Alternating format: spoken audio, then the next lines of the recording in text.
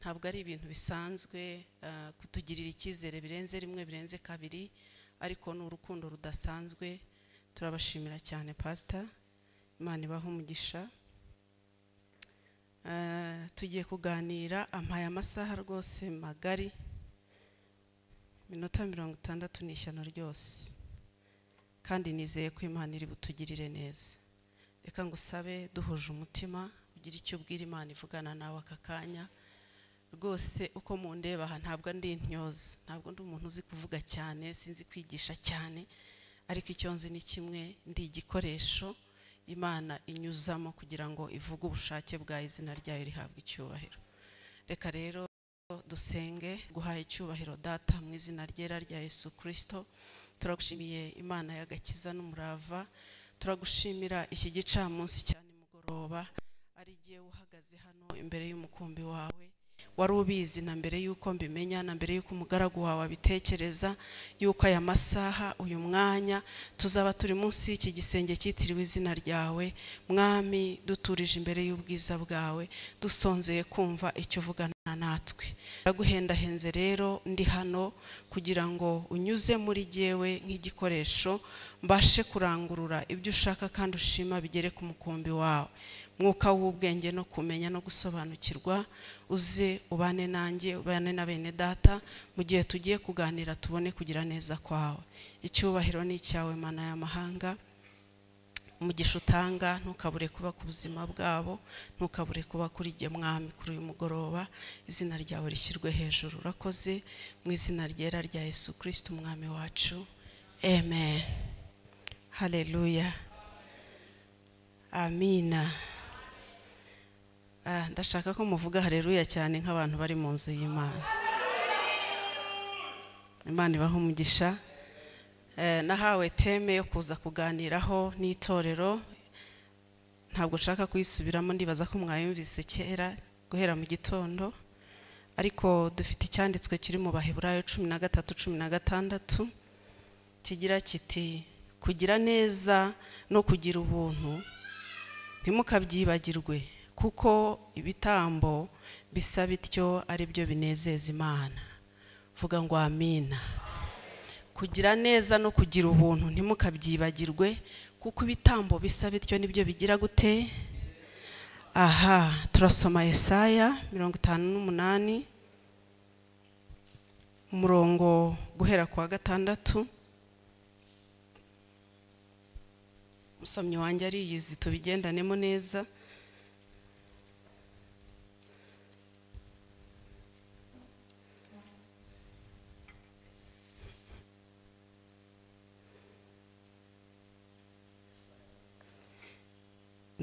Ibice 58 bya Yesaya, umurongo wa 6 kugera ku wa 12.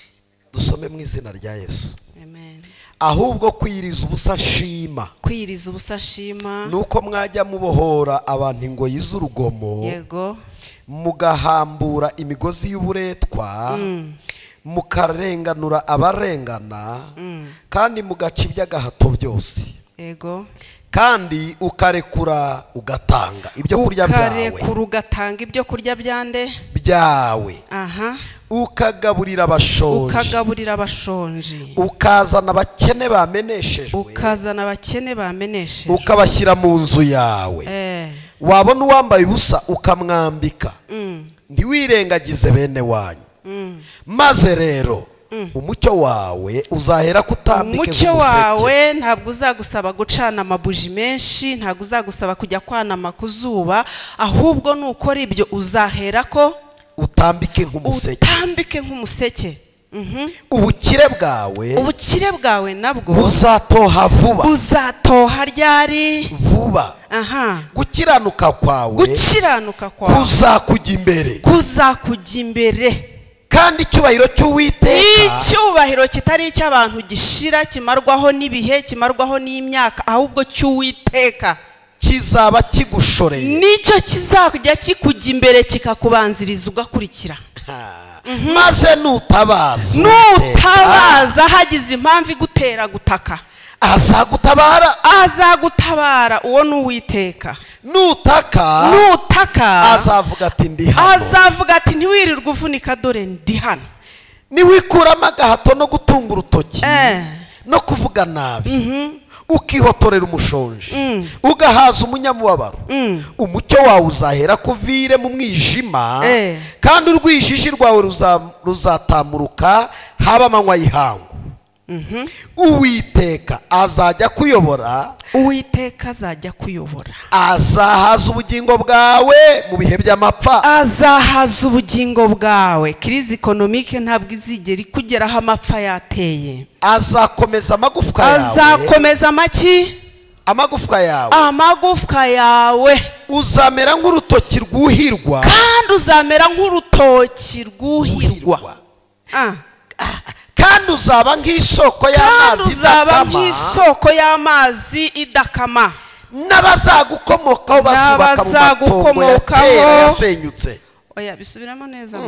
n'abazagukomokaho bazubaka mu matongo ya kera yasenyutse, bazubaka mu matongo atarasenyutse mu gihe cyabo, atari igikurikira icyabo, atari icyashize mbere gatoya, ahubwo na ya kera yasenyutse. Bivuze ngo nta matongo azongera kubaho. Uzongera gushinga imfatiro zariho ku ngoma nyinshi. My goodness. Kandi umva, uzongera gushinga imfatiro zariho ku ngoma nyinshi, uzongera gushinga imfatiro zariho ku ngoma nyinshi, kandi uzitwa uwica ibyuho kandi usibura inzira zijya mu ngo. Haleluya. Ariko aya magambo murayumva ko ari ikinyarwanda. Kandi uzitwa umva, uzitwa uwica ibyuho, uzitwa uwica ibyuho kandi usibura inzira zijya mu ngo, kandi usibura inzira. Ntabwo ari mu rugo rumwe, mujye mumenya ikinyarwanda mucyumve neza mu gisesengura. Uzahinduka usibura inzira zijya mu ngo.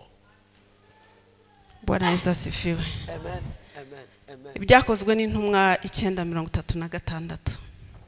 Usome mu izina rya Yesu. Amen. Igice cya 9 umurongo wa 36.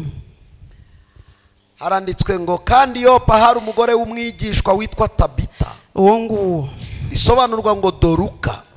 Uwo mugore yagiraga imirimo myiza myinshi. Tabita Doruka yagiraga imirimo myiza atari mike ahubwo myinshi n'ubuntu bwinshi. Muri iyo minsi ararwara arapfa. Bamaze kumwuhagira bamushyira mu cyumba cyo hejuru. Kandi kuko iruda hari bugufi bw'Iyopa, abigishwa bumvise ko Petero ari bamutumaho abantu babiri bamwinginga bati ngwino uzi iwacu ntutinde. Petero arahaguruka ajyana nabo, asohoyeyo bamujyana muri icyo cyumba cyo hejuru. Abapfakazi bose bahagarara iruhande rwe barira, berekana amakanzu n'imyenda Doruka yababoheye akiriho. Petero abaheza bose, arapfukama arasenga, ahindukirira intumbi ati Tabita haguruka. Arambura amaso, abonye Petero arabyuka aricara. Petero ahamagara abera n'abapfakazi, amubaha ari muzima. Bimenyekana Yopa hose, benshi bizera umwami. Nuko amara iminsi myinshi Yopa acumbitse kwa Simoni w'umuhazi. Amen. Nanone aho mu byakozwe n'intumwa murongo wa 1 kugeza ku wa 4. Hariho umuntu w'Ikayizariya witwa Koroneliyo. Uwo muntu witwaga Koroneliyo, umutware utwara umutwe w'abasirikare wo mu ngabo zitwa Italiyana. Yari umuntu w'umunyadini wubaha Imana n'abo mu rugo rwe bose. Wagiriraga abantu ubuntu bwinshi, agasenga Imana ubudasiba. Abona ku mugaragaro mwiyerekwa marayika w'Imana yinjiye iwe ngo mu isaha ya 9 y'umunsi. Aramuhamagara ati Koroneliyo. Aramutumbira, aramutinya, aramubaza ati niki mwami? Aramusubiza ati gusenga kwawe n'ubuntu bwawe byazamukiye kuba urwibutso imbere y'Imana. Gusenga kwawe n'ubuki, gusenga kwawe n'ubuki n'ubuntu. Teme tugendera iravuga ngo umuntu n'ubumuntu. Gusenga kwawe n'ubuntu bwawe byumviswe bigera imbere y'Imana. Bwana Yesu asifiwe. Amen. Amina, haleluya. Ndabizi ko ndimo kuvugana n'abantu bigishijwe. Ntabwo rero ndi buvunike njya gusobanura ibintu byinshi, ahubwo ngiye kuvuga ingingo nkeya z'ingenzi. Imana yacu nihabwa icyubahiro. Haleluya. Ese muri twebwe hari umuntu ushaka umugisha w'Imana? Arahari? Hari umuntu ushaka ko Imana isubiza amasengesho ye? Mwumvise Yesaya ukuntu yatubwiye? Yavuze ngo gusenga Uwiteka Imana yishimira ni ukubohora imbohe, ukarekeraho gukorera abantu iby'agahato, ngo ahubwo ukihotorera abashonji, ugakura ku meza yawe ukabaha. Imana yacu nihabwa icyubahiro. Haleluya. Hanyuma ngo byarangira icyo Imana izakora si ikindi, ngo ahubwo umucyo uzakujya imbere w'Uwiteka, ngo utambike nk'umuseke, uzasibura inzira zasibye zijya mu ngo. Nanjye kuvuga ngo mu mago, mbega ikinyarwanda, zijya mu ngo. Yesu nashimwe. Bibiliya iravuga ngo ntabwo bizagarukira kuri wowe, ngo ahubwo bizagera mu rubyaro rwawe, ngo ruzahinduka urusa n'inkike zasenyutse kera. Yesu nahabwa icyubahiro. Haleluya. Yesu nashimwe cyane. Ndashaka kuvuga ingingo z'ingenzi nabonye muri iri jambo ry'Imana. Yesu ashimwe. Iyo umuntu avuga gutanga, urugero, ndashimira Imana ko ntiriwe hano ngo nganire n'umushumba wanyu, wenda iyo tuba twitsiritanye mwari kugira ngo yabinsabye. Ashwe da. Noneho rero icyo nshaka kuvuga ni iki? Ndashaka kuvuga ku mbaraga zo gutanga. Batubwiye ngo umuntu nubuki. Ubu rero iyo bigeze mu gutanga, umukristo arabanza akajya mu mibara, tubwo ntaje. Tsuko siko batangira, siko babigenza. Imana nishimwe cyane. Umuntu uzakubeshya ngo uri umukiranutsi udatanga, azaba ari umurozi waroze mbere y'abandi batarabaho. Imana yaradukunze itanga umwana wayo umwe w'ikinege. Yego. Iha Abrahamu umwana umwe gusa w'ikinege witwa Isaka mu zabukuru, iramubwira ngo genda umuntambire. Imana nishimwe cyane. Abrahamu yari yarakiranukiye Imana. Imana yagerageza umutima we ikawishimira, nubwo yari ahantu h'abantu bakiranirwa ari benshi. Irangije avuga ngo reka mutegere kuri kimwe gusa, ndebe ikigero cy'urukundo rwa Abrahamu ko kingana. Iramubwira ngo ndashaka Isaka, kandi ntabwo uzamwohera mu ishyamba gusa, ahubwo uzamutamba, uzacana umuriro wikoreye inkwi, umushyireho, umutwike, ashye arangire. Ari we wenyine. Kubw'urukundo Abrahamu yakundaga Isaka, ntekereza ko yakiranye mu mutima, ariko yakwibuka urukundo akunda Imana, agasanga Isaka yavuye ku Mana, nagomera Imana ashobora kubura Isaka kandi n'Imana yarayigomeye. Ahitamo kubura Isaka ariko agakiranukira Imana. Yesu nahabwa icyubahiro. Ariko nkubwiza ukuri mwene data uri hano, ntabwo nshaka gutinda imbere yawe, nta kintu na kimwe ushobora kumarira Imana. Mva mwumve ingingo z'ingenzi ziri hano. Bibiliya nsoma irambwira ngo ifeza n'izahabu n'iby'Uwiteka, isi n'ibiyuzuye n'ibyayo, ngo ndetse n'inka z'ibirara shyamba. Haleluya. Iyi si duhagazeho niyo yayiremye, ahubwo Satani ajya yetiza ibyiyumviro by'umwana w'umuntu, Imana ikaguha ibyayo ngo uyiragirire. Yavuga iti ndashakamo, warangiza ukaba uti amajoro narayo urayazi, naba ngiye kubura ubwenge. Nkubaze, ariya majoro utekereza ko hayaraye wenyine? Murashaka kumbwira ko abantu batunze cyane cyangwa bakize cyane ari abasekirite? Nibo bataryama. Yesu nahabwa icyubahiro. Nibo batajya bahumiriza n'igitotsi kimutwaye abacunganwa nacyagira gutya, kuko niko yatse. Ndakubwiza ukuri ko nta kintu na kimwe wamarira Imana munsi y'ijuru. Icyo wayimarira ni kimwe, ni ukuyiha umutima wawe, ukanayemerera kugengwa nayo, n'ibyo ufite byose bikayubaha, kuko wamaze kuyubahisha umutima wawe. Yesu nahabwa icyubahiro. Noneho reka mbabwire imbaraga z'ubumuntu twabwiwe muri iyi teme y'uyu munsi. Yesu nashimwe cyane. Haleluya. Iyo wamaze gukunda Imana birakorohera kuyikundisha ibyawe, kuko ubuzi ko atari wowe uriho ahubwo ari Imana muri wowe. Mu yandi magambo, iba yamaze guhinduka umufatanyabikorwa, iba ari umubosi, nyiri mari, nyiri umutima wawe, nyiri intekerezo zawe, nyira byose. Yesu nahimbazwe cyane. Haleluya. Yesu nashimwe. Aya magambo yose twavuze, Imana irakiranuka, ntabwo ikiranirwa ngo ibeshye cyangwa yibagirwe. Iyo ukoze ukaba umuntu ugira umumaro. Ariko reka mbabaza, abana bato mbona hano ni bakeya, babyeyi bari hano, ba papa, basore, nkumi, ninde muntu ujya ukunda umuntu w'umugugu? Umugugu murabuze? Mbese umuntu utagira ikimuvaho keretse ngira ngo yabize icyuya akajya koga agakuraho umwanda, wakwishimira kubana nawe? None se niba Imana yaraturemye mu ishusho yayo, Imana ikunda amashimwe y'iminwa yacu, igakunda y'imitima yacu, igakunda ko tunayishimisha ibifatika dufite nayo, kandi ntibyishimira gusa, ahubwo yashyizeho isezerano ribiherekeza. Imana nishimwe cyane. Haleluya. Bwana Yesu wasifiwe. Bibiri irambwira ngo Koruneliyo yari umutware utwara ingabo zisanzwe zo mu isi. Ntabwo yari umutambyi, ntabwo yari ikintu icyo ari cyo cyose, ariko ngo kubwo gutanga kwe kwatumye isengesho rye ryumvwa n'Imana mu ijuru, inanirwa kwihangana, ngo irangije ituma marayika wayo ngo aragenda. Ndabigira ntera. Yo numva afite ibintu byinshi muri gihe ntangira kumera nk'udidimanga. Imana nishimwe cyane. Haleluya. Haleluya. Yesu nahabwa icyubahiro. Imana irangije iravuga ngo gusenga kwawe cyambere kwarumviswe, n'ubuntu bwawe bwarumviswe, nibwo bumanuye nonaha. Imana ihabwa icyubahiro. Haleluya. Haleluya. Imana nishimwe cyane. Umugore witwa Tabita Doruka, ntabwo Bibiri itwereka ko yari afite business runaka zikomeye, hoya, ahubwo ngo yagiraga ubuntu bwinshi.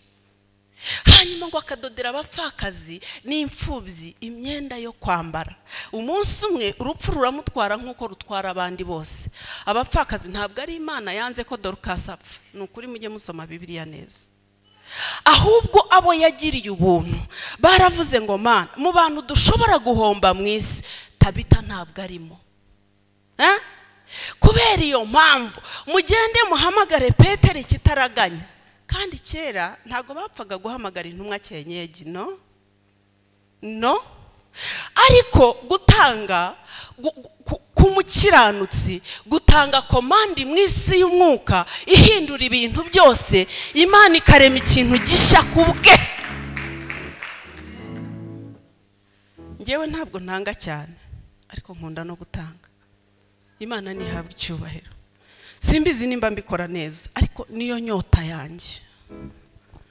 Umunsi umwe nigeze kuba ubwo buhamya, ntago ndi bubone umwanya uhagije wo kubutanga, ndenda kuvugaho akantu gatoya. Nigeze kuba ntwitinda nkuru y'imvutsi ndemerewe, nza kwatakwa n'atake y'abadayimoni. Hari igihe ndabivuga ngo mu kinyabupfura, nterwa n'ikintu kimeze nk'umusonga gikubita mu ruhande rumwe gihinguka mu rundi, numva igice kimwe kigiye kwacyo n'ikindi kwacyo, umwuka urahera. Ndi jyenyine mu rugo, mutwara adahari ari mu kazi, abana bari kure birumvikana, nanirwa gutabaza, nanirwa ibintu byose, ariko nkomeza kuvuga mu mutima wanjye ngo ndabizi ko umucunguzi wanjye ariho. Yesu nahimbazwe cyane. Naho nari nakoze ikintu muri iyo minsi, numva nanjye kinyeganyeje umutima wanjye, ariko cy'ubwami bw'Imana. Haleluya. Bigeze mu masaha ya mu gicuku, nza kumva ngenda mbere y'igicuku, ngenda mvubwaho buhoro buhoro, ariko ntabasha kuvuga, narembye narangiye. Imana ize kumbwira ngo uyu munsi ntabwo wari kurenga, warasabwe.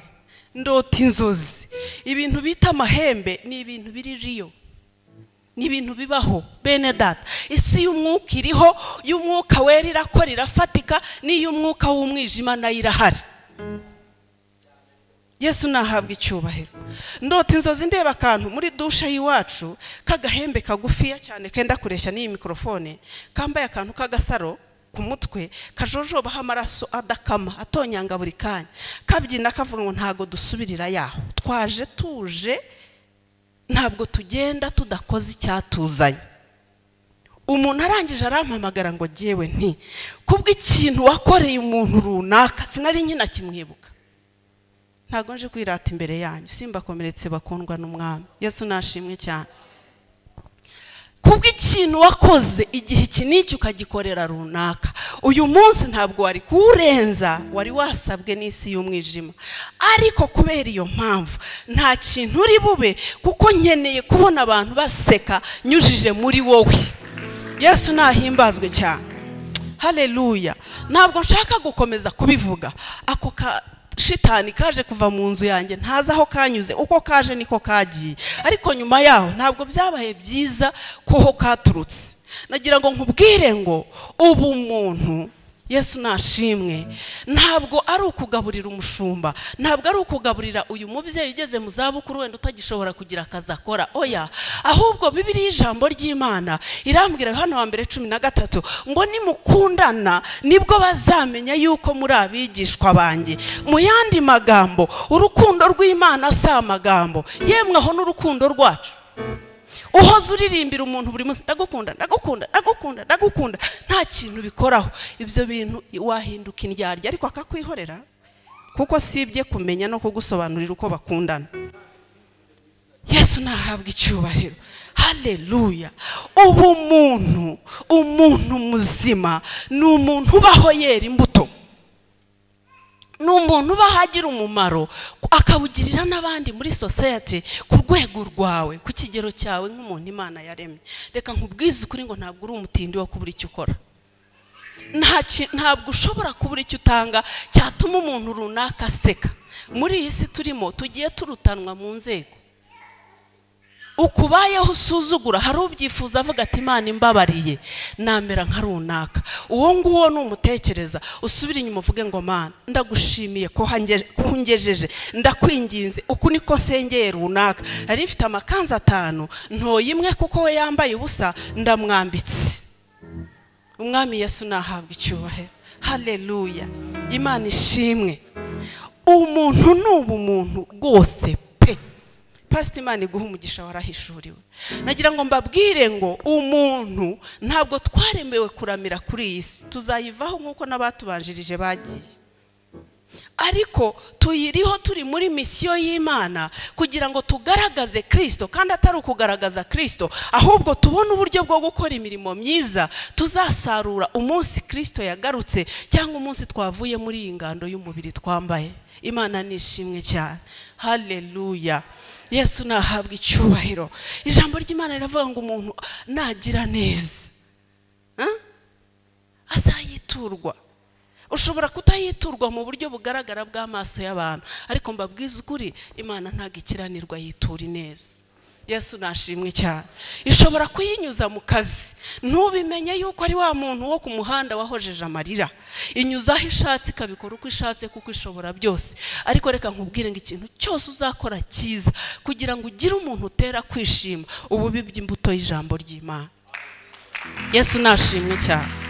Imana yacu nihabwa icyubahiro. Haleluya. Haleluya. Rero tugira umumaro mu buryo bwinshi. Ngira ngo nitubona umwanya nshobora kuzaza nkavuga gakeya ku bwoko bwo gutanga n'ingaruka zabyo. Uku gutanga hano Yesaya yavugaga ni ugutanga ko gufasha abakene.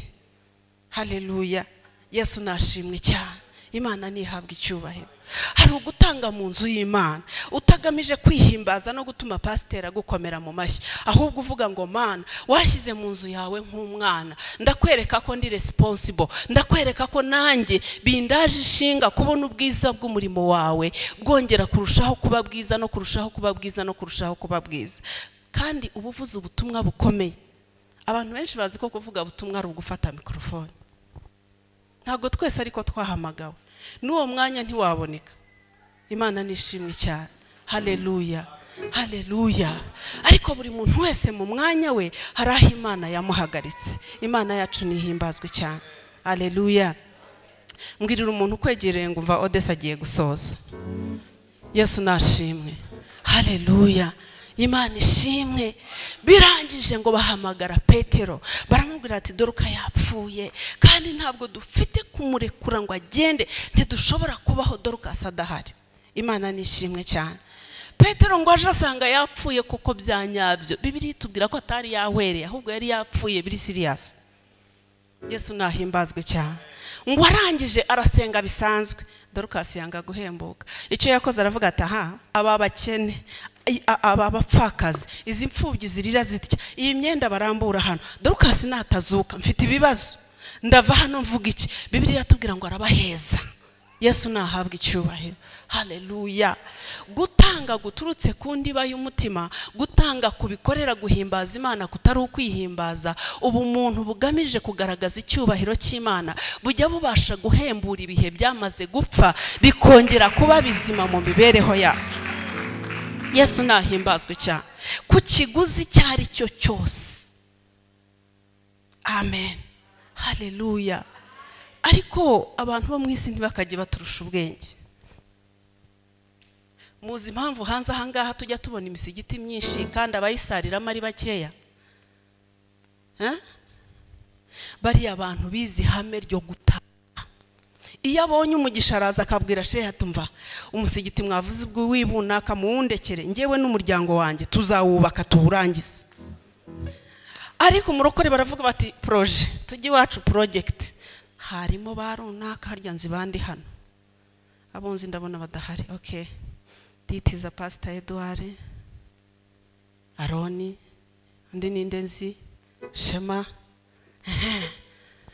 Bashema si ufite imodoka baba dushuka, sinawe ufite n'inzu kadasitire, ngewe ngire gukodesha ngire no gutanga yanjye.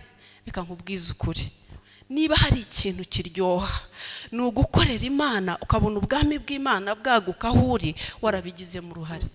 Halo rubyiruko, ubu muritwaza ngo nta kazi keza dufite, ngo dufite ibiraka. Niba ushaka akazi keza, ihereza Imana umwanya mu kazi kawe kabi, ikagiremo shares, ikagiremo umugabane, izaguha keza kugira ngo wowe nayo mukomeze gutera imbere. Yesu nahimbazwe cyane, haleluya. Imana ishimwe. Jewe bahagaze imbere, umuntu yampaye inka ya mbere, inyana nziza cyane y'ishashi. Iwacu nkomoka ni Burasirazuba, avuga ngo haleluya, amen. Yonyine gusa baravuga bati tugiye kubaka urusengero, twari dufite akazu gatoya kamaze kugira gutya ko twasengeragamo. Ndimo gusenga, Imana irambwira ngo niba unyishimira ndashaka kumpa icy'agaciro ufite. Ndagishaka, ndizenguruka nsanga ntacyo. Icyo gihe n'imyenda twambaraga nta gaciro yari ifite. Nasanze ifite inyana yanjye yonyine, ariko icyiza yari yanjye, nari nayihawe n'inshuti yanjye, ntawe ayintegekagaho. Mbwira pasiteri ngo umuntu wabaye inyana mwayemera? Arambwira ati ahantu waba udukuye ntihabaho. Shaka umuntu arayindongorera mu materaniro yo ku cyumweru, service irangiye, ndamubwira ya nyana yaje. Ati ntago twabyihanganira, bayizane hano hafi, ibyibushye nziza kubi, ihaka nyiha Imana. Niyo mpamvu mu buzima bwanjye njya mbwira Yesu ngo sinzi uko amashyo yanjye angana, ntabwo ndareba uko angana, ariko arahari menshi kubera ko nabibye mu butaka burumbu. Imana nihabwa icyubahiro, haleluya, amen. Nkiri muto nigeze gutweterwa n'indwara y'igifu, nkajya mbwira Imana ngo ko mbizi ko ukirema n'uyu munsi, niba naraguhaye icyo mfite wananirwa kumpa icyo ufite mu biganza byawe. Imana irankiza. Uyu munsi iyo mpuye n'abantu bakandeba ukuntu mbyibushye, ukuntu meze, barabatishana umugabo wagukijije. N'umugabo ariko rata tuvugishije ukuri, ntabafite abagabo bakirembye. Noneho jewe yansanze narakize kuko Yesu wanjye yarankijije, haleluya. Yesu nashimwe cyane. Ntabwo ari ibyo byonyine gusa nshaka kubabwira, ndashaka kugana ku musozo. Imana yacu ni Imana y'amahame. Imana yacu ni Imana ntabwo ari icyuka gusa, ni Imana y'amahame, ni Imana ya principles. iravuga ngo rimwe guteranyaho rimwe ni kabiri. Igihe ukuyeho rimwe ibyo byahura byimenyera ntibakabashuke ngo turi mu gihe cy'ubuntu. Ubutumwa bwiza bwa grace mu by'ukuri Yesu yatugiriye ubuntu adukuraho ibyaha, nta cyari kubidukiza.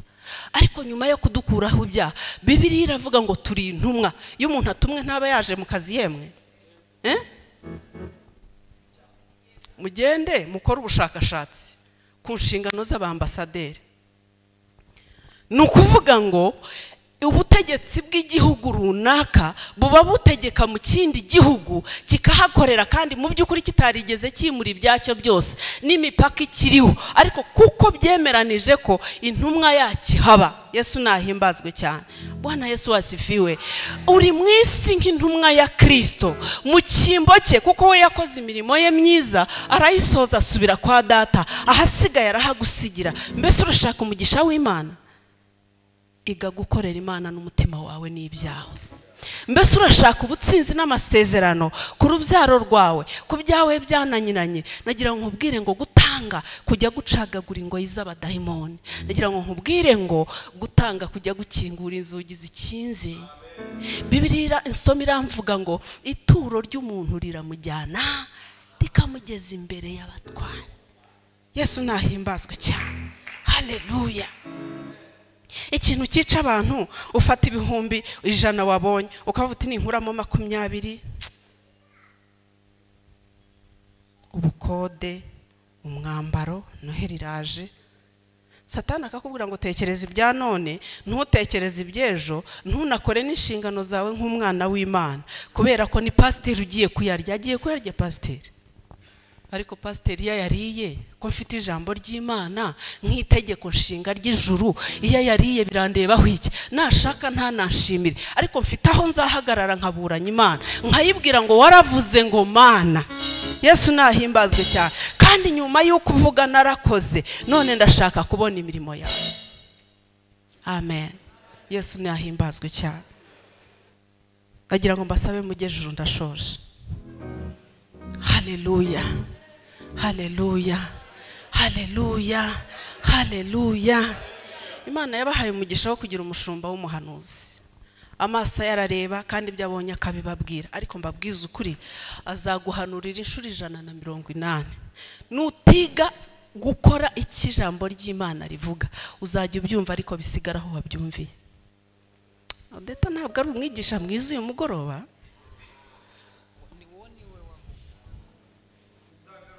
Jewe ku giti cyanjye ndi umuntu uvuga ibintu nkaba nagufata n'ukuboko nkakubwira ngo mbere yuko menya iribanga byari bimeze gutya, none uyu munsi bimeze uko, kubw'imbabazi z'Imana isumba byose. Ntacyo nirata, ariko nzi ko iyo umuntu yemereye Imana, Imana yacu ntabwo ari bayari, niyo kwizerwa.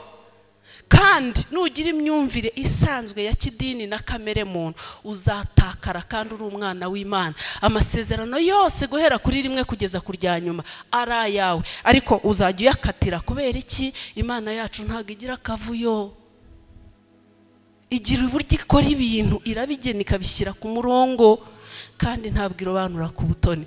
Ariko Bibiliya irambwira ngo iratoranya. Uzi impamvu itoranya? Urayizi?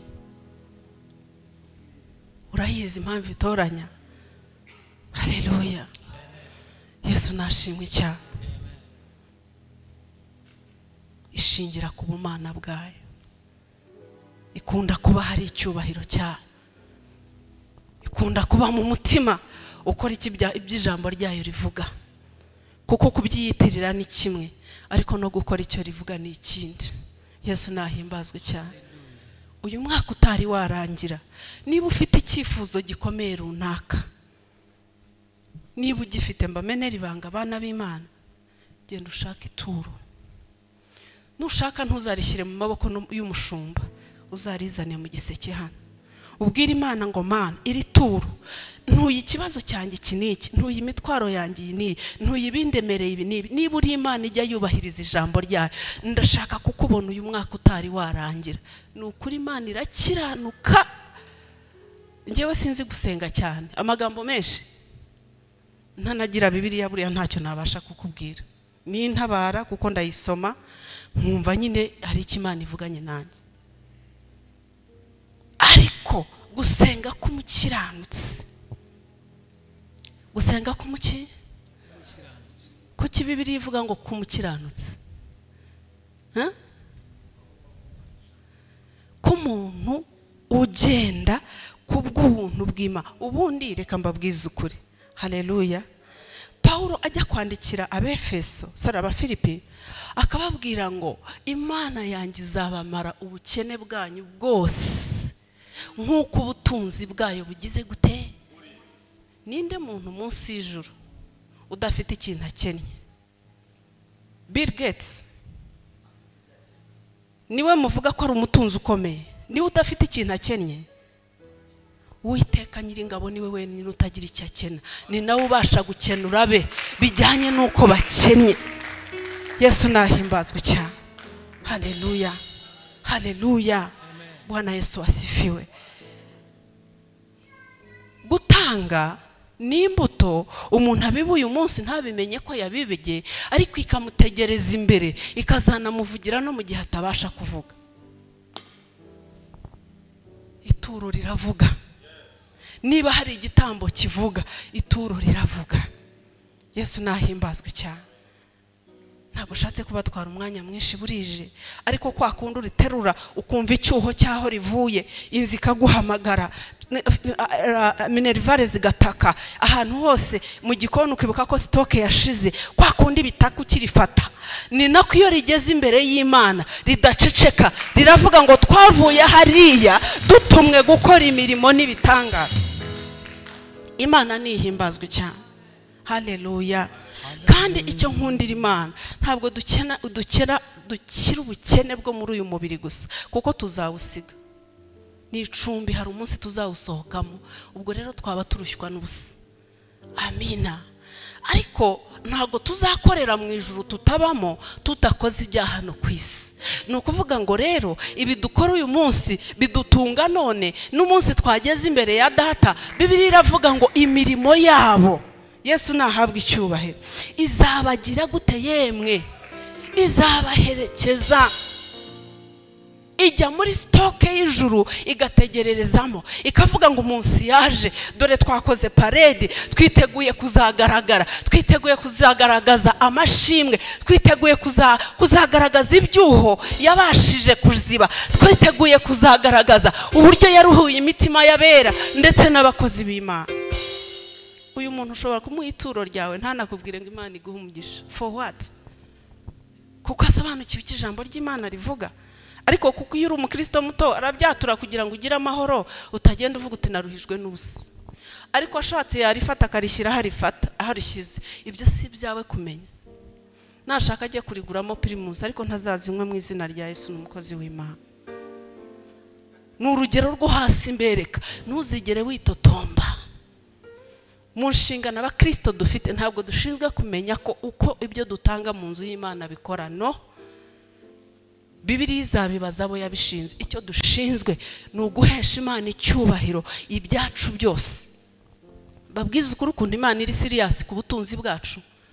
Umunsi bohora Abisirayeli muri Egiputa, yarababwiye ngo ngiye koroshya imitima y'Abanyegiputa, nimugende mubatire ibyungo, ibisafuriya, ibigunguru, ibiki byose by'izahabu n'ifeza, kandi ntimubibasubize, mubibatire mwamaze gupakinga, ko mwabakoreye igihe kinini batabahemba, nimurangiza muceho. Imana yashakaga ko bazabyubakisha urusengero. Imana ihimbazwe cyane. Nubwo bakiraniwe bagahuza umutima na Aroni bari mu butayu bakabumbamo ikimasa, ariko intention y'Imana yari yabahaye ubutunzi bwo kuyubakira. Yesu nahimbazwe cyane, haleluya. Yesu nashimwe. Imana nikubonamo umutima wo kuyikunda ukayikundisha ibyawe, ntacyo uzaburira mu maboko yayo. Haleluya. Ariko bino bintu mwabyumvise, Yesu nahabwa icyubahiro. Ntacyo uzaburira mu maboko yayo, kubera ko izabizi ko ishyize mu bubiko yizeye. Bibiliya iravuga ngo mu nzu y'inyumba harimo ibikoresho byinshi, hari iby'umumaro mukeya, hari n'ibitawufite rwose, ngo ariko hari n'iby'igiciro cyinshi. Bwana Yesu asifiwe, haleluya. Ariko hari umuntu turimo kuvugana hano, Imana nishimwe cyane. Yesu nahabwa icyubahiro. Nta kintu cyo kwizerwa munsi y'ijuru. Nigeze gutunga imodoka nziza, abantu bose bakambwira ati ni nziza pe, ni nziza. Ariko hacaho imyaka ingahe hakaza nziza kuziruta. Waba uri aho bakayigonga uri mu nzira, bwa bwiza bukarangira kandi warayitanzeho iby'igiciro.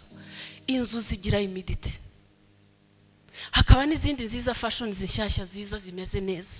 Imyambaro twambara isaza buri munsi. Yemwe aho n'intekerezo dufite z'ubuhanga n'ubunararibonye, uko umuntu akura zigenda zigabanuka. Ikintu cyonyine kidashira ni Imana n'isezerano ryayo, nibyo bidahinduka. Haleluya.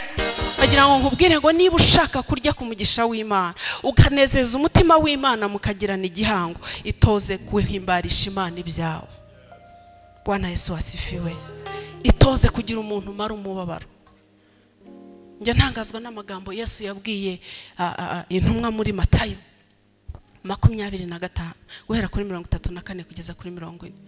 Yaravuze ngo abakiranutsi azabashyira iburyo bwe, abanyabyaha bashyira ibumoso. Ngo hanyuma abwira abakiranutsi ngo murakaza neza mwebwe abakiranutse. Ngumva ukuntu mwabigenje. Nari nshonje murangaburira, nari mu nzu y'imbohe muransura, nari ndwaye muza kundeba, nari nabuze aho ndambika umusaya, ndimo ngenda nabuze aho njya murancumbikira, nari nambaye ubusa muranyambika. Ngo abakiranutse batangare, ngo bamubwire ngo mbese mwami koko twakubonye ryari ushonje tukakugaburira, twabonye ryari wambaye ubusa tukakwambika? Ngo abasubiza ngo ubwo mwabikoreye wa wundi woroheje wa nyuma muri mwebwe, ni jewe mwabikoreraga.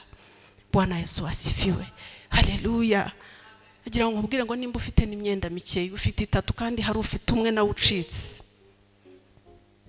muri iki gihe turimo cya Noheli n'ubunani, twibuka ko umucunguzi wacu yavutse, ntabwo ari bwo azabavutse. By the way, mujye musobanura ibintu. Tuzaba dufeta anniversary ya Kristo. Ntiduhora dukora za birthdays zacu se kandi tukishima. Mu gihe uzaba urimo gufeta anniversary y'umwami wawe, reba umuntu usetsa.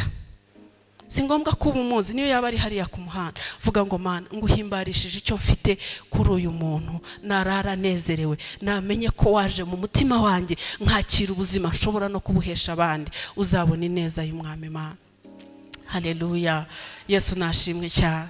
Yesu nahabwa icyubahiro. Turi mu isi ruhije ariko itazahoraho. Niyo mpamvu dukwiriye kugira ubwenge nk'abakozi b'Imana. Niyo mpamvu dukwiriye kuyirusha imbaraga zo mu mutima no gukiranuka, tugakumbura ijuru nubwo tutararibonesha amaso, kubera ko niho iwacu, niho twaturutse, ni naho tuzasubira. Yesu nahimbazwe cyane. Ibyo warundanya muri isi byose utabikiranukiyemo Imana, utabihimbaza mu mwami wawe, waba uruhira ubusa. Yesu nahabwa icyubahiro.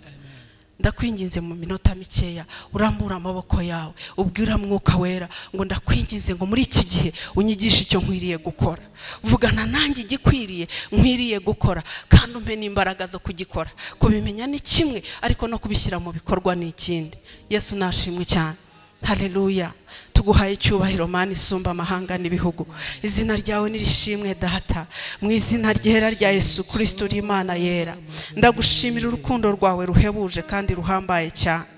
Haleluya. Uri mwiza Mwana.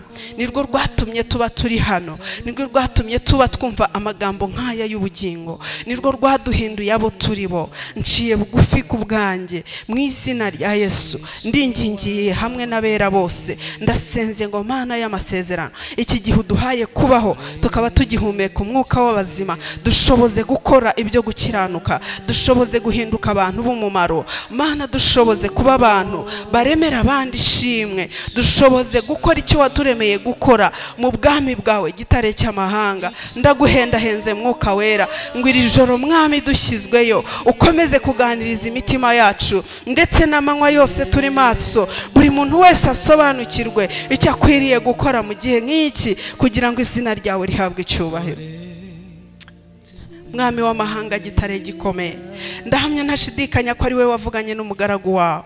Ndakwinginze ngo imbuto nyakubahwa Mwami yatewe hano guhera mu gitondo gitondo kugeza aya masaha ntigwe hasi mu izina rya Yesu. Reka Mwuka Wera uhejesha amaso y'ubwoko bwawe, babashe guhishurirwa ububwiro, babashe kumenya kuri Imana ibi nyuma y'ijambo ryayo, kugira ngo risohoze kandi ukore ibyaryo. Waravuze ngo ntabwo rizaza ngo ripfe gusubirayo gusa ridakoze ikirizanye, ngo ahubwo nk'uko imvura na sheregi bimanuka ntibisubireyo bidasomeje ubutaka, ngo bihe umubibyi imbuto. Mwami wanjye, ngo niko n'ijambo ryawe ritazasubirayo ridakoze ikirizanye. Ndasenze mu izina rya Yesu ngo uyu mwaka Mwami Imana tugiye gutangira tuzabone multibillionaires muri iri torero, tuzabona abantu buzuye ubwiza, buzuye kurabagirana nk'uko ijambo ryawe ritubwiye, bamurika Mana, abantu b'umumaro nyamumaro binyuze mu ijambo ryawe twumviye hano.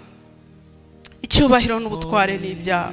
Ndasenze ngo ubahe umugisha gitare gikomeye. Uyu mwanya batanze n'iki gitambo cyo kuba imbere y'amaso yawe, reka ukuboko kwawe kwiza kuramburire kubakoraho, kandi ubashoboze Mwami Imana ya Isirayeli gukora ubushake bwawe, kubera yuko iyo umuntu akoze ubushake bwawe aba amaze gukorana igihango nawe. Mana Nyiringabo, urakara muri Imana nziza, uri Imana yumva gusenga. Umugisha utanga nube kuri Mwami Imana kuri uru ruhimbi, nube kuri iyi nzu, nube ku Mwami Imana ya Isirayeli kuri Betelehemu, nube ku mugaragu n'umuja wawe, nube ku bwoko bwawe Mwami Imana. Icyubahiro n'ubutware bikugarukire. Ndagushimiye ku bwa byose, nizeye yuko mvise gusenga kwacu mu izina ryera rya Yesu Kristo Umwami wacu, amen.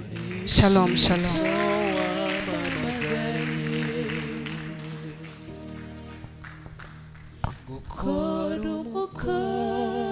Reka twongere mushiki wacu amashyi menshi. Turize kweli. Ese murumva kuntu gukorera mu mahame ari byiza? Buriya hari abantu benshi batagira aho bagera ariko ari kutamenya amahame.